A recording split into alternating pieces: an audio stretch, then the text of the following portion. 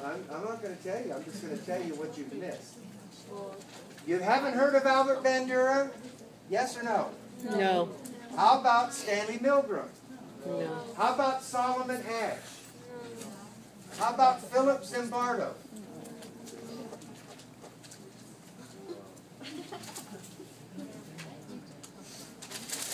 So they're all in this chapter, huh?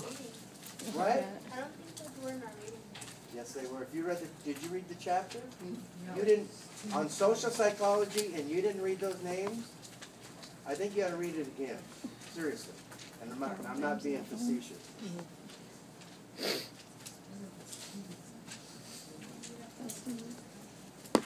Ellen, what do you say? The frustration aggression hypothesis. Are you familiar with that?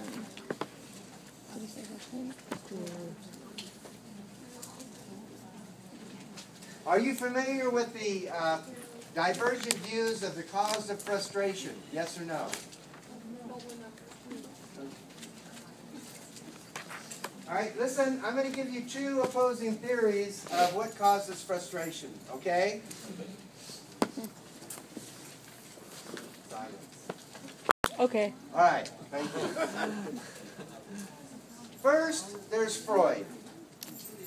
He believes there are these blind instincts. Remember we talked about instincts last week? You can say yes or you Yes. Okay.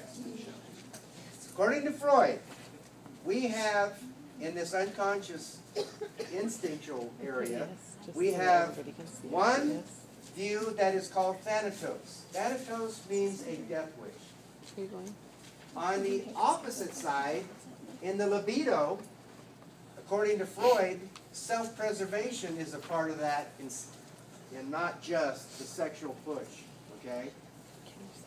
So, self-preservation and thanatos are the opposites? Yes. Yes, they are. So, as a result, we're in constant conflict, and as a result, we are frustrated. That's Freud. The other ones who have a different view of what causes frustration,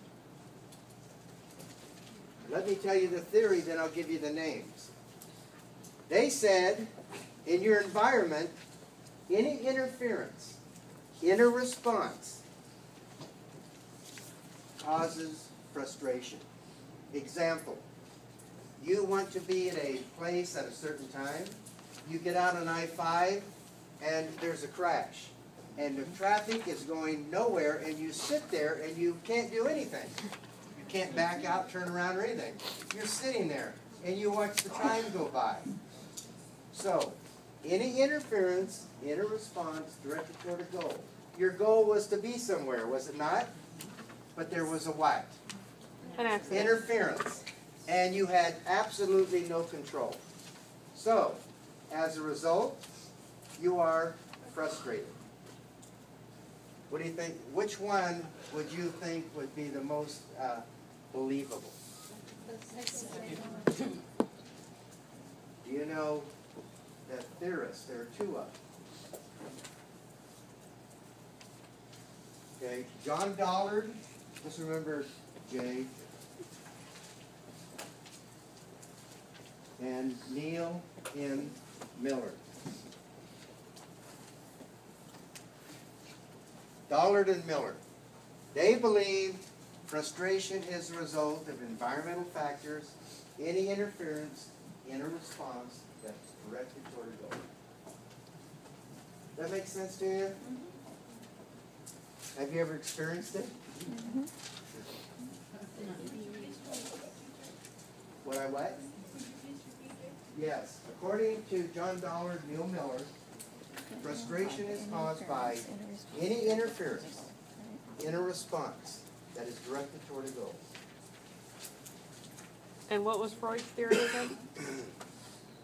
Conflict between thanatos and self-preservation. They're in conflict, so we're constantly frustrated as a result.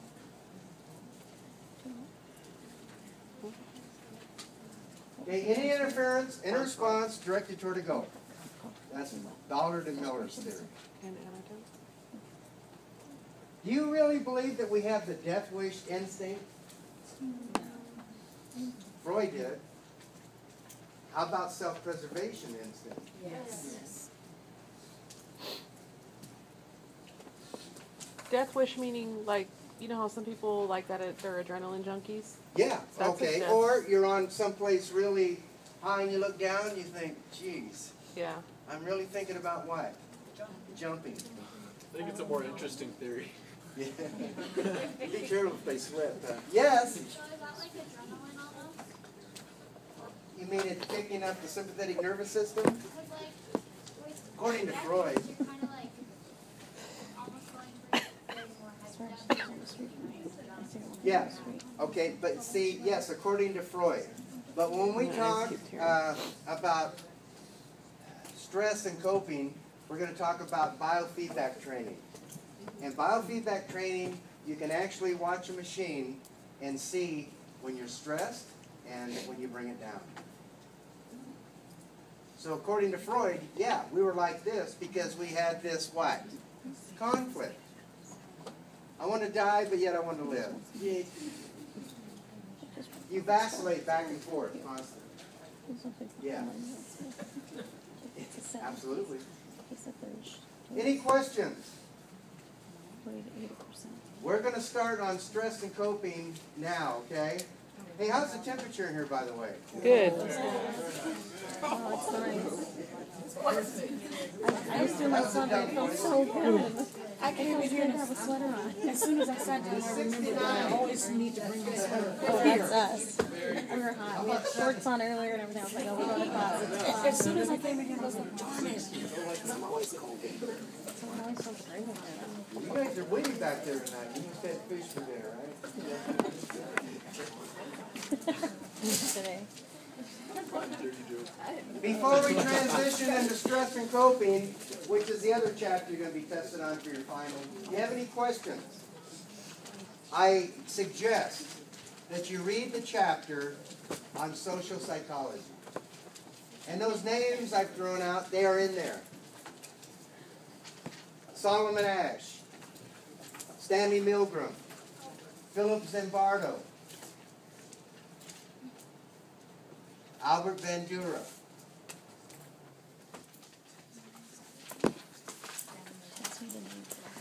Okay, so any questions before we transition to the next chapter, which is what? Stress and coping.